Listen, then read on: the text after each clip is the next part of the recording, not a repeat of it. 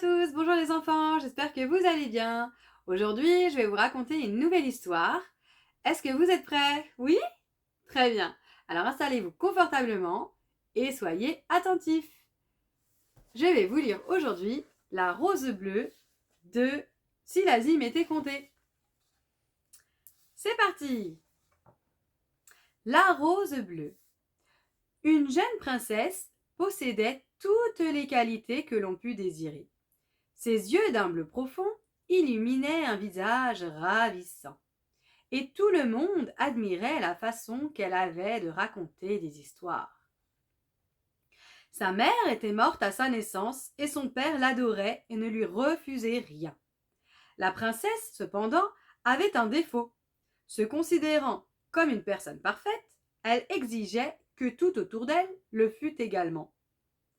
Elle n'hésitait pas à jeter un gâteau si les fraises qui l'ornaient n'étaient pas toutes exactement de la même taille et de la même couleur.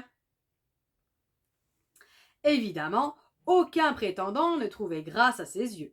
Son père insistait pour qu'elle se mariât, mais elle refusait tous les jeunes gens qu'il lui présentait.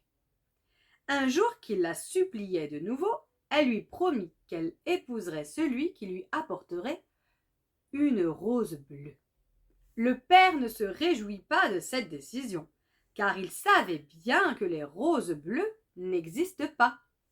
Les roses sont blanches, rouges, roses ou jaunes, mais jamais bleues. Cédant à l'exigence de sa fille, il fit annoncer dans tout le pays que le premier qui apporterait à la princesse une rose bleue, de la couleur de ses yeux, l'épouserait le jour même. Nombreux furent ceux qui partirent à la recherche de cette rose dans l'espoir de devenir le gendre de l'empereur. Beaucoup abandonnèrent leurs recherches.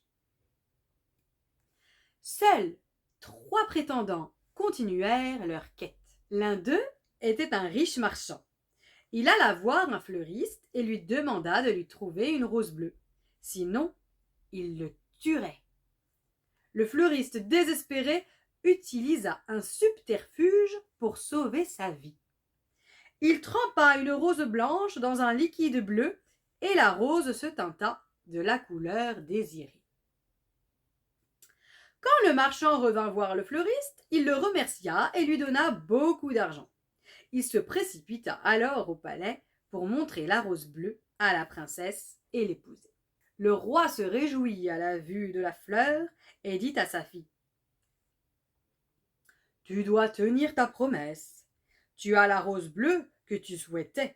Nous allons préparer le mariage. » Sa fille, cependant, avait deviné la ruse et répondit à son père : « Comment avez-vous pu vous laisser aussi facilement tromper ?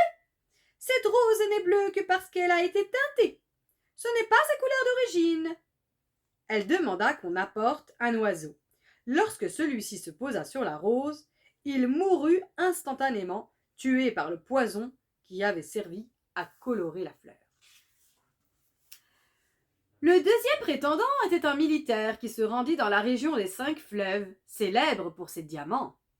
Il examina de nombreuses pierres précieuses et finit par trouver un très gros saphir bleu. Il l'acheta et le porta à un joaillier pour le faire tailler en forme de rose. Quand l'empereur vit le bijou, il le trouva magnifique et fut persuadé que sa fille accepterait de se marier avec ce militaire.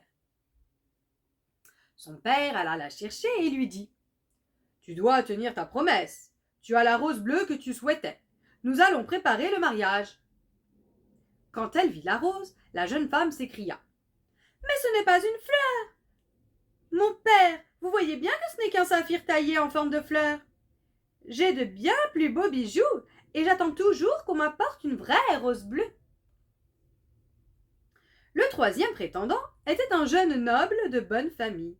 Il convoqua le plus réputé des peintres du pays et lui demanda de lui peindre la plus belle rose bleue qu'on pût imaginer. Quand le tableau fut achevé, il le porta à l'empereur, qui fut persuadé que cette fois-ci, sa fille serait satisfaite et qu'elle aurait enfin trouvé un mari. Son père alla la chercher et lui dit « Tu dois tenir ta promesse. Tu as la rose bleue que tu souhaitais. Nous allons préparer le mariage. » La princesse répondit qu'elle voulait une rose vivante et non une image, aussi belle soit-elle. Le dernier prétendant fut donc refusé comme tous les autres. Un soir d'été, qu'elle admirait le coucher du soleil, elle entendit un poète chanter. C'était un beau jeune homme à la voix douce et harmonieuse. Elle descendit à sa rencontre. Elle s'éprit de lui, mais quand il lui dit qu'il souhaitait l'épouser, elle lui répondit « Hélas, j'ai juré que je n'épouserais que celui qui serait capable de me rapporter une rose bleue. Jusqu'à présent, personne n'y est parvenu. Moi, j'y parviendrai. Ce n'est pas difficile. Il y a partout des roses bleues. » Le lendemain, il arriva au palais avec une rose de couleur crème. Il la présenta à l'empereur qui se moqua de lui. Il fit néanmoins appeler sa fille et lui dit « Voilà ma fille un poète qui prétend avoir trouvé une rose bleue. » À sa grande surprise, il entendit sa fille répondre « Mais oui, mon père, elle est bleue, c'est la plus belle rose que j'ai jamais vue et elle est bien bleue. » Tout le monde à la cour partagea la stupéfaction de l'empereur. Tout le monde voyait une rose crème et non bleue. Partout la princesse disait « Je vous assure qu'elle est bleue, c'est vous qui ne voyez pas. Elle est d'un bleu merveilleux et je suis heureuse car je vais épouser celui qui me l'a rapportée. » Et ainsi fut fait.